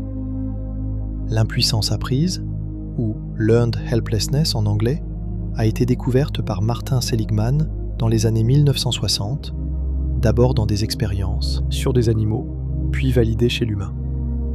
Quand un individu est exposé de façon répétée à des situations aversives sur lesquelles il n'a aucun contrôle, il finit par cesser d'essayer, même quand la situation change et que le contrôle devient possible. Il a appris à être impuissant. Ce mécanisme est aujourd'hui l'un des modèles explicatifs les plus robustes de la dépression. Un état dans lequel le sentiment de perte de contrôle généralisé inhibe l'action, même face à des opportunités réelles de changement. L'antidote, selon Seligman, passe par la réexposition à des expériences de maîtrise, petites, concrètes, répétées, qui reconstruisent progressivement la croyance en sa propre efficacité. Le locus de contrôle, un concept développé par Julian Rother dans les années 1950, désigne la croyance d'un individu quant à la source de ce qui lui arrive. Les personnes à locus interne pensent que leurs résultats dépendent principalement de leurs propres actions et décisions. Celles à locus externe attribuent leurs résultats aux circonstances, à la chance ou aux autres. Ces deux orientations ne sont pas rigidement fixées. Elles varient selon les domaines de vie et elles peuvent évoluer. Mais elles ont des conséquences mesurables. Les personnes à locus interne tendent à persister davantage, à rechercher des informations de façon plus active et à prendre plus de responsabilités dans la résolution de leurs difficultés. Ce n'est pas que le locus interne a toujours raison. Parfois les circonstances dominent. Mais la croyance en sa propre agentivité est un moteur puissant.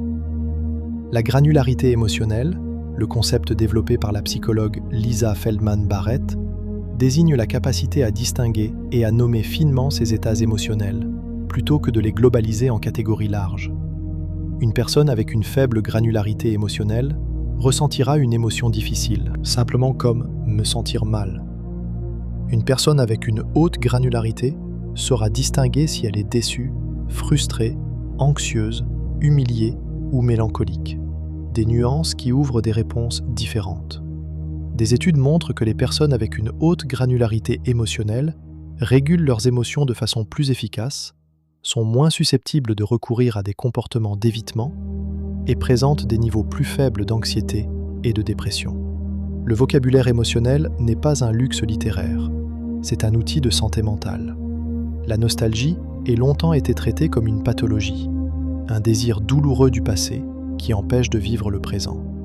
Des soudards qui regardaient trop en arrière. Mais des recherches récentes ont radicalement révisé cette image.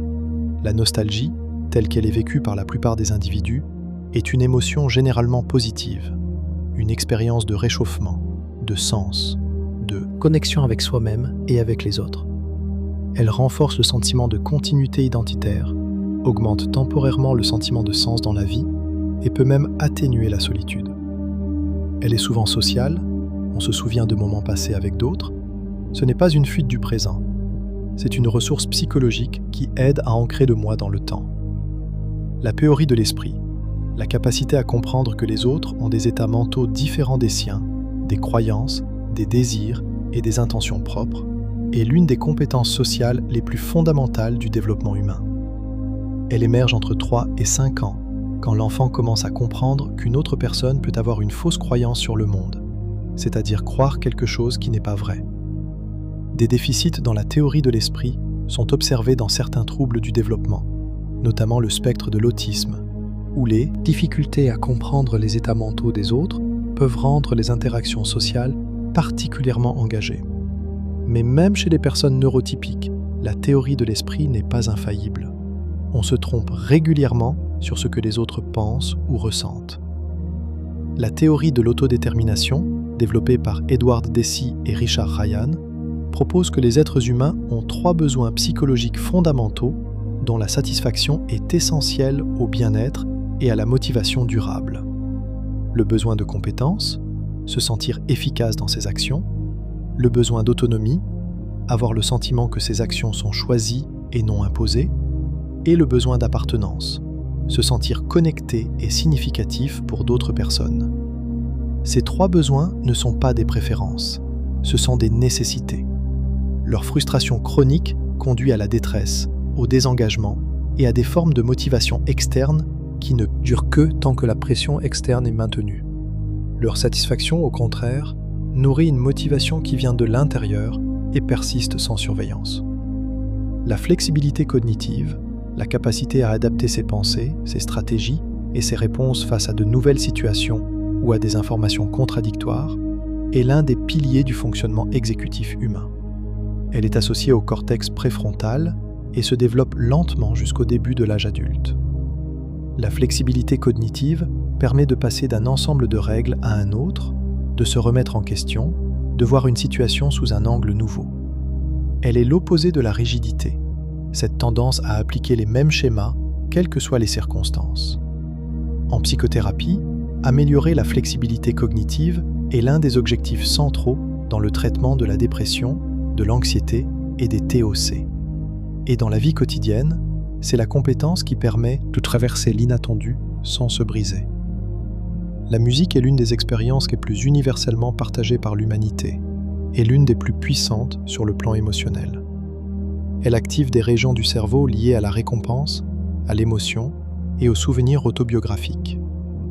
Une mélodie peut déclencher des émotions intenses, faire surgir des souvenirs enfouis ou modifier l'humeur en quelques secondes. Des études montrent que la musique triste, écoutée volontairement, peut générer un sentiment de plaisir, paradoxe qui s'explique en partie par la sécurité du contexte. L'émotion est ressentie sans danger réel, avec l'intensité satisfaisante de la résonance émotionnelle. La musicothérapie utilise ces effets dans des contextes cliniques: réduction de la douleur, gestion de l'anxiété préopératoire, stimulation cognitive chez des patients atteints de maladies neurodégénératives. La musique parle à quelque chose de très profond dans ce que nous sommes. La fixation d'objectifs est l'un des domaines les mieux documentés de la psychologie appliquée. Edwin Locke et Gary Latham ont montré dans les années 1960 à 1990 que des objectifs spécifiques et difficiles, mais atteignables, conduisent à de meilleures performances que des objectifs vagues, faites de votre mieux ou faciles. Mais des recherches plus récentes ajoutent une nuance essentielle. La nature de l'objectif compte autant que sa formulation. Les objectifs d'apprentissage, je veux maîtriser cette compétence, sont généralement plus sains psychologiquement que les objectifs de performance. Je veux être le meilleur ou je veux être perçu comme compétent. Les premiers favorisent la résilience face aux erreurs. Les seconds favorisent l'évitement des situations qui risquent de révéler les limites. Et c'est cette combinaison, un objectif clair, orienté vers la maîtrise, qui produit la croissance la plus durable. La compassion envers soi-même.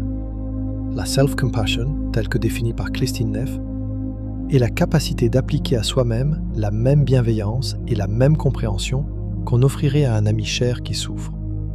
Elle se compose de 3 éléments: la bienveillance envers soi, plutôt que la critique, la conscience partagée de la souffrance humaine, on n'est pas seul à souffrir, et la pleine conscience des états difficiles, sans les amplifier ni les nier. Des études montrent que la self-compassion est associée à une plus grande résilience, à de meilleures relations et, contrairement à ce qu'on pourrait craindre, à davantage de motivation personnelle, pas moins.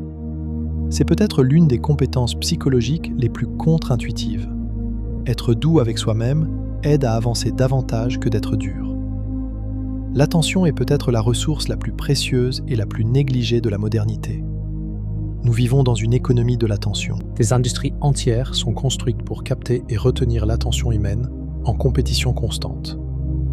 Des études montrent que la capacité d'attention soutenue, rester concentrée sur une seule chose pendant une période étendue, a décliné depuis l'avènement des smartphones et des réseaux sociaux. La psychologue Gloria Mark a montré qu'après une interruption, il faut en moyenne 23 minutes pour retrouver un état de concentration profonde. Et que les travailleurs du savoir sont interrompus, en moyenne, toutes les 3 à 5 minutes dans un environnement de bureau contemporain. Protéger son attention, créer des espaces de concentration sans interruption est désormais un acte de résistance. Et ce soir, vous le faites. Et ainsi, notre voyage de ce soir touche doucement à sa fin. Nous avons traversé 100 ans de psychologie scientifique et des millénaires de mystères sur l'esprit humain. Nous avons effleuré la conscience et ses énigmes impossibles, les émotions et leurs racines évolutives, la mémoire qui reconstruit plutôt qu'elle n'enregistre, les biais qui orientent nos jugements à notre insu. Nous avons exploré la façon dont vous vous liez aux autres et comment vous vous liez à vous-même. Et nous avons touché brièvement les grandes questions: le sens, la mort, le pardon, la résilience. Ce que c'est que d'être un être humain, complexe, fragile et étonnamment capable. Toutes ces idées, la conscience, l'attachement, le flot, la résilience, laissez-les se dissoudre maintenant. Elles ont fait leur chemin ce soir. Elles n'ont plus besoin de vous. Votre esprit peut poser leur poids. Il n'y a rien à retenir, rien à comprendre de plus. Sentez le poids de votre corps. Vos épaules sont relâchées. Votre mâchoire est doucement ouverte. Vos mains sont posées, sans rien à tenir. Votre respiration est lente, régulière, profonde. Vous existez, ce soir, dans ce moment singulier. Et c'est suffisant. Plus que suffisant. Quelque part dans votre cerveau, des milliards de connexions sont actives. Des émotions s'apaisent, des souvenirs se consolident dans le silence. Un esprit qui a appris, ce soir, quelque chose sur lui-même, continue silencieusement son travail. Et vous, vous pouvez vous reposer.